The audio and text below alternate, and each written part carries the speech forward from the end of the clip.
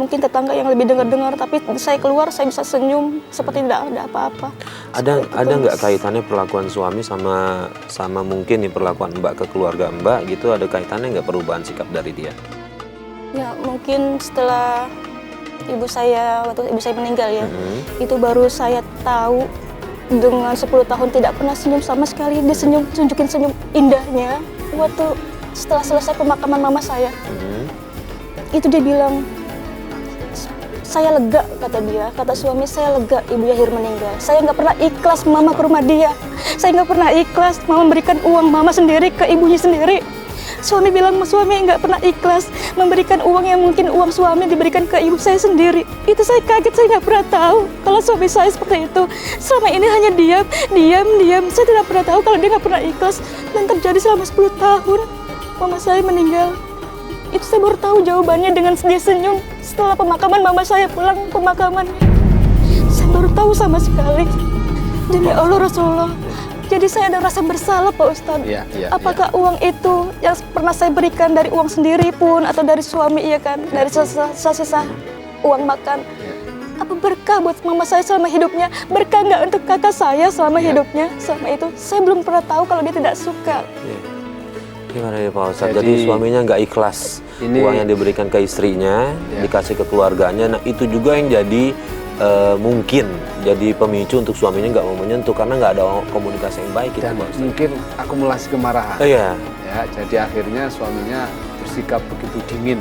Ya, tapi kalau secara adab, secara etika ini nggak baik kalau menurut sangat saya. Tidak baik. Tidak hanya dalam konteks etika hubungan personal antara manusia sebagai makhluk sosial, tetapi juga ini sangat tidak baik dalam pandangan agama.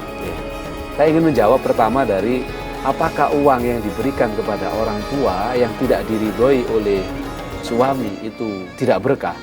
Saya bisa pastikan uang itu tetap berkah selama Mbak Ani tidak mencuri dari suami. Kalau Mbak Ani itu memberikan uang dari hasil nafkah yang diberikan oleh suami lalu dicicil, ditabung, kemudian disimpan. Sisanya dari untuk melayani suami, memenuhi kebutuhan keluarga, diberikan kepada ibu sebagai bentuk birrul walidain, berbakti kepada orang tua. Itu adalah kebaikan. Bahwa suaminya kemudian tidak ikhlas, itu karena rasa pelit yang ada dalam hati suami. Rasa dengki yang ada dalam hati suami. Karena ketika seorang suami sudah memberikan nafkah, hak dari nafkah itu sudah sepenuhnya ada di tangan istri. Mau dibuat beli bedak, mau dibuat beli susu, mau disimpan, terserah istri. Yang penting sesuai dengan akad bahwa hasil dari kerja keras saya bekerja ini saya berikan kepada kamu istriku, tolong untuk masak sekian misalnya. Kebutuhan masaknya dipenuhi. Nah sisanya misalnya karena sayur di tempat A 10.000, di tempat B 5.000 kan ada saving 5.000. Itu terserah istri. Memang alangkah baiknya kalau misalnya hubungan ini berjalan normal, terjadi komunikasi. Ya, ini ada kelebihan, saya ingin ngasih ibu. Loh, uang dari mana? Ini ayah kan kasih 1 juta sebulan.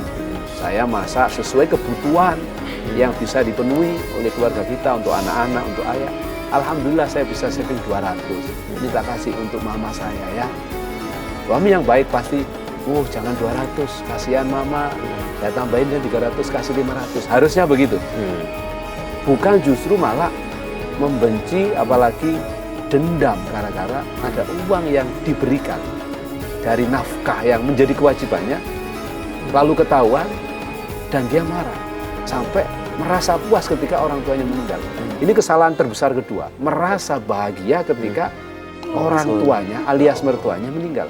Karena seorang mertua ketika sudah menjadi akad suami istri, hukumnya sama dengan menjadi orang tua, Mas Farid. Dan yang ketiga, apa yang diberikan oleh Mbak Ani kepada ibunya, kalau itu dari harta dirinya sendiri, sama sekali suami tidak boleh mengotak-atik. Misal nih, Mbak Ani bekerja, gajinya 10 juta, maka tidak berhak sedikit pun suami untuk mengambil harta istrinya. Kecuali istrinya ikhlas, oke saya kasihan suami saya kok nganggur ini, saya kasih deh 2 juta. Itu haknya suami. Berarti mohon maaf, suami nggak punya hak gitu dengan Tidak pendapat punya istri. hak sama sekali ketika istri yang bekerja. Karena tugas suami, sebagaimana yang saya sampaikan dalam Al-Quran tadi, surat Al-Baqarah 233, bahwa laki-laki itu adalah qawwamuna 'alan nisa, mimpin. Yang kalau sudah terikat hubungan suami istri, maka suami bertanggung jawab penuh terhadap kebutuhan istri. Karena ketika suami sudah menikah dengan istri, tidak hanya nafkah lahir dan batin, Mas Farid, tapi sholatnya istri harus di-cover. Kalau istri tidak sholat, dia harus diingatkan. Tapi kalau dibiarkan, dosanya istri yang nggak sholat akan ditanggung oleh suami. Dan seterusnya, termasuk istri yang tidak pakai jilbab, yang tidak menjaga lisannya, tidak menjaga farjinya, ya, tidak menjaga kehormatannya. Kalau dibiarkan oleh suami, maka dosa yang dilakukan oleh istri akan ikut ditanggung oleh suami. Itu Mas Farid. Mbak Hani, tadi saya juga dengar katanya suami juga KDRT yang tadi mencekik segala macam cuma karena itu ya. Selalu. Itu sering dia lakukan seperti itu. Sering banget. Setiap saya menanyakan mau dibawa kemana hubungan ini, mau sampai kapan seperti ini. Mungkin orang lain nggak boleh, nggak tahu ya. Tapi saya tersiksa. Saya mau butuh jawaban. Yang saya dapat nggak ada jawaban apapun, hanya tamparan, Penyiksaan, ya. langsung dipukul, kena tembok, ya kan, pukulannya sampai kena mata saya itu sering banget, gitu. Sampai-sampai saya memutuskan untuk saya pergi dari rumah itu, apapun, walaupun dia nggak izinin, saya tetap pergi karena saya sudah nyerah, saya nggak kuat lagi. Ada 20 kali, 30 kali saya pergi, minggat, kabur, balik lagi. Itu Tidak selalu berubah. terjadi kayak gitu, tidak berubah juga.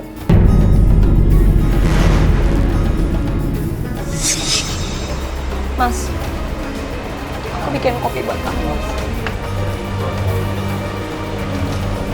Mas, aku mau ngomong sama kamu, Mas. Aku ini lagi sibuk ya. Jangan ganggu. Aku cuma mau ngomong serius sebentar aja, Mas, sama kamu, Mas. Tolong, Mas. Kamu mau ngomong apa? Mas, aku ini istri kamu, Mas. Tapi kamu nggak mau dekat sama aku sedikit pun, Mas. Aku cuma butuh nafkah lahir dan batin dari kamu, Mas. Kamu kenapa sih, Mas? Kamu sekarang jadi berubah kayak gini sama aku. Kamu kayaknya udah gak peduli lagi sedikit pun sama aku, Mas. Berisik kamu tau gak? Setiap hari aku di rumah kamu selalu berisik. Mas, aku ini istri kamu, Mas. Kamu tuh anggap hubungan kita ini apa sih, Mas? Kenapa sih kamu tuh gak pernah ngerti sedikit aja sama aku, Mas? Kalau kayak gini, Mas, aku tuh lebih baik pulang ke ibu aku, Mas. Aku udah gak tahan lagi nih sama kamu kayak gini, Mas. Kamu jadi mau ngancam pergi dari sini? Bukan macam. Pergi kamu! Aku capek, Mas. Aku capek harus kayak gini terus sama kamu, Mas. Capek. Aku udah capek. Pergi kamu dari sini! Kamu selalu kasar terus sama aku, Mas. Kamu selalu kasar, kenapa sih, Mas? Kamu selalu kayak gini terus sama aku, Mas.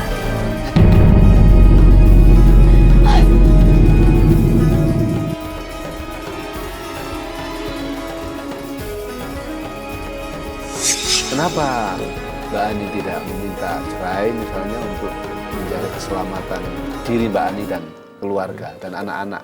Iya. Kan Mbak Ani berhak misalnya ketika nafkah lahir dan batin tidak dipenuhi, malah disiksa dengan KDRT. Iya.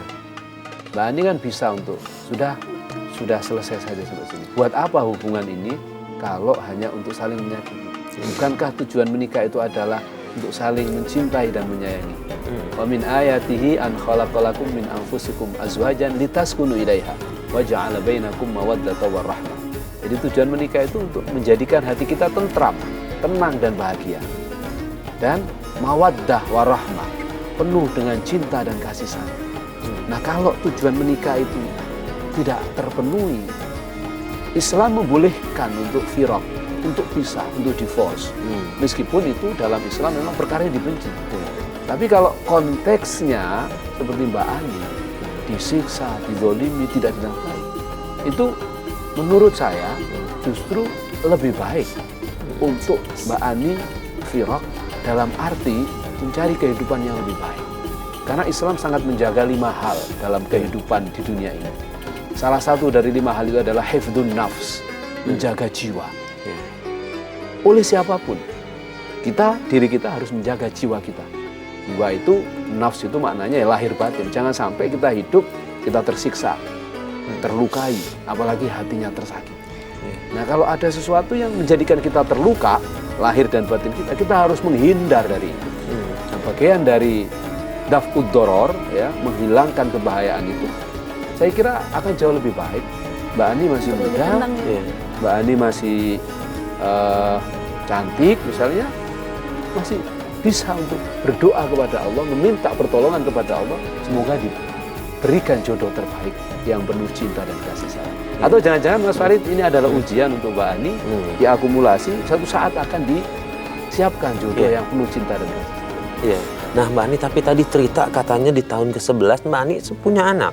Iya, betul. Nah ini yang jadi pertanyaan dari saya adalah Mbak Ani nggak disentuh sama sekali, gimana caranya bisa punya anak?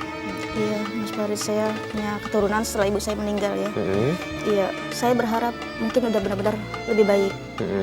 Jadi saya coba cari-cari solusi untuk tanya-tanya atau konsultasi ke dokter ataupun ke tempat siapapun. Dengan rumah saya keadaannya kayak gini, keadaan rumah tangganya seperti ini, bagaimana supaya saya punya keturunan? Jadi di sana saya berhubungan ketemu dengan orang yang seperti paranormal. Jadi beliau itu kasih tahu saya untuk saya yang memulainya, dan tetap servis ada ya, dari seperti memberikan makanan lain-lainnya tetap ada. Itu yang bikin semua hubungan rumah tangga ini berlangsung lama. Mohon maaf, saya potong lagi. Itu tadi yang kenapa memutuskan ke paranormal? Memang mau mencari apa?